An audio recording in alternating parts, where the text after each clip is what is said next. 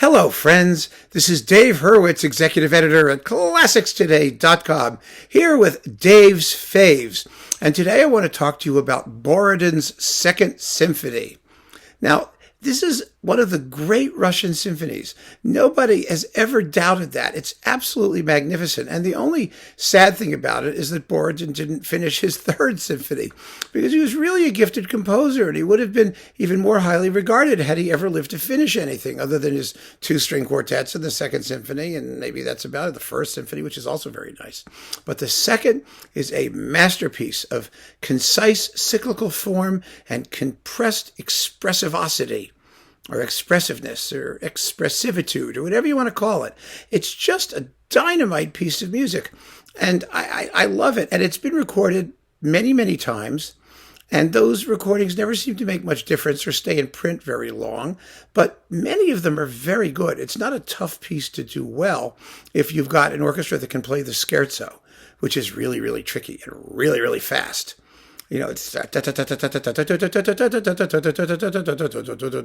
mean, basically you can't play it quickly enough as long as you can be rhythmically precise. It's just marvelous.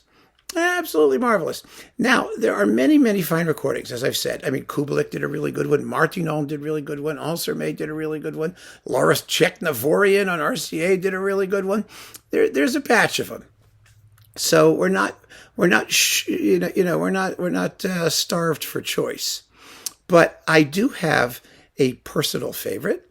I really do. And it's not one that may be easy to find.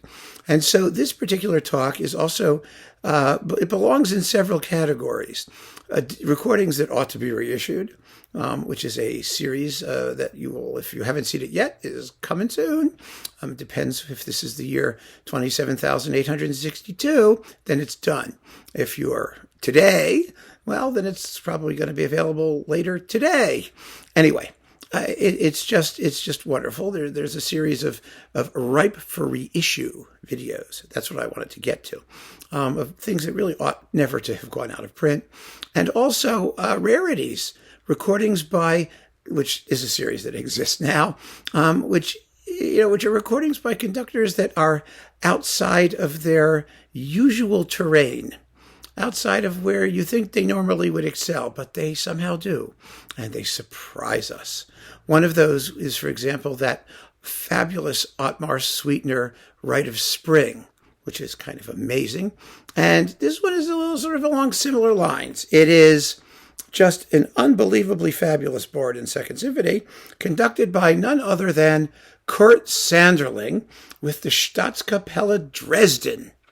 Now, what are all the things this has going for it? Oh my goodness, there are so many. First of all, you've got Kurt Sanderling, who was a marvelous conductor, but who spent a good part of his career in the Soviet Union as the conductor, along with Mravinsky, of the Leningrad Phil. So, there's no question that Sanderling has the right Russian credentials. Although later in life, of course, he was known as a Beethoven guy, as a German standard guy. I mean, he did a marvelous Brahms cycle with this orchestra on Eurodisc, which is also, seems to me, completely, totally unavailable. And, it's just, this stuff ought to never have gone out of print, the best of it. And certainly nothing with the Staatskapelle Dresden, which I still consider to have been the premier German orchestra post-war.